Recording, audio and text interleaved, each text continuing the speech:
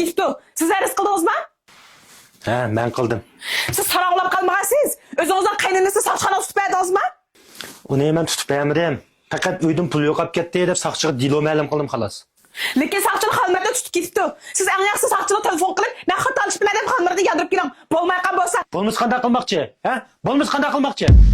Ma'qul. Men soqchiga telefon qilib, men xat olishdimi deb xalmarda qaytarib kelay bo'ldi. Lekin o yo'qolib ketgan 100 ming ko'p pulchi. Uni qanday qilibmiz? Siz ash pul uchun mening elimda soqchi tutib berdingiz shundami? Men shu pul yo'qolib ketgan vaqtida xalmuratga chiroyli dedim. Ukam, bilmasdim men pulni ep qo'ygan bo'lsang, nadonlik qilib qo'ygan bo'lsang chiroyli qaytarib bergin dedim. Lekin qanday qildinglar? Har ish keraklar. Bizning bu ish bilan qilchi munosabatimiz yo'q dedinglar. Yana taqib bizni o'g'ri ko'rding deb menni xap bo'ldinglar. Shu vaqtida xalmurat pulni chiroyli qaytarib bergan bo'lsa, men soqchiga ma'lum qilib bermaydim. Sizning bunda beshingiz og'rimaydi. Xap bo'lmang dadisi. Xalmurat ezibdi. Uning bir qitim fursat berib uni qaytarib keldi ma'qulmi? Undaqda 100 ming ko'ra qaytarib bersin. Uni lekin akasak bo'ladi uni. U pulni qaytarib bergani bo'lmaydi endi. Xalmurat u pulga mashina olayotgan tursa. Nima? Mashina olayotgan tursa? İninizde xil yürek yo'qinab qapti. Esingiz bormi?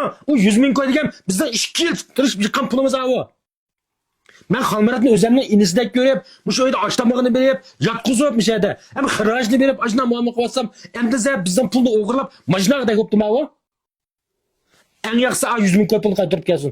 Bo'lmaydigan bo'lsa, soqchini qanday bitirib qilsin eringizda. Mening yuzimni qilmaysiz shundami? Sizga endi obdan yuz berdim bu Maryam. En yaxshisi 100 ming chiroyli qaytarib kelinglar miyaga. Bo'lmaydigan bo'lsa, xalmuratni soqchiqandan chiqarmay ketib, ham xil qilib qolmang. Bizga er xotinjimi?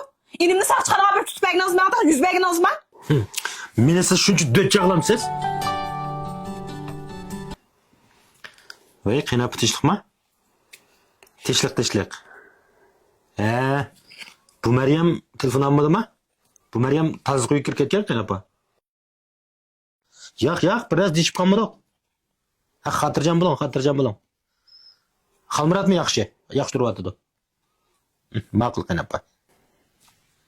U bo'shango'ning maxfiy nomerini siz bilan mendan boshqa hech qanday odam o'qimaydi. Lekin bu qadam pul yo'qolib ketganda bo'shango hech qanday buzg'unchilik uchirmabdi. Shu vaqtda men sizdan so'rasam, men bilmayman deb gapni tugatdingiz. Shu vaqtning o'zida men sizdan osh kuchni olib olgan.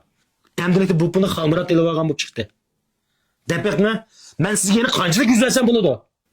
Xap bo'lmang dadisi, men bu qatim ezibdimi?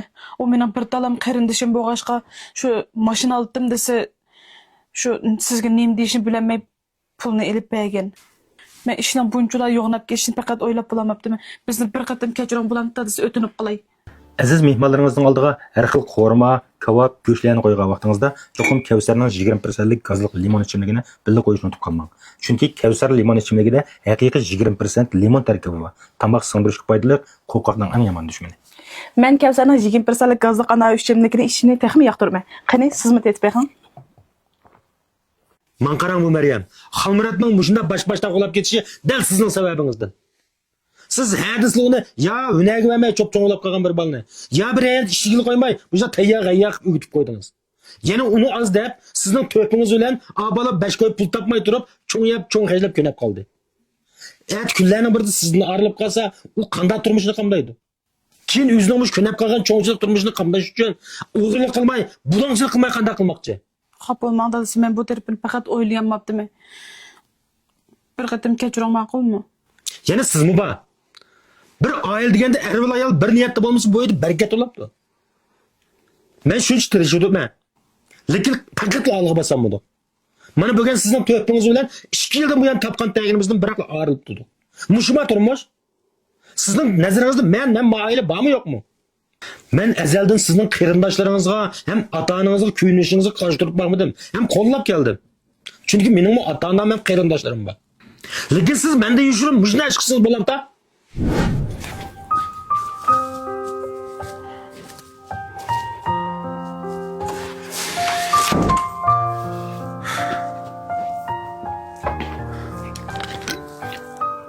Voy, men arzni qaytarib olay degan.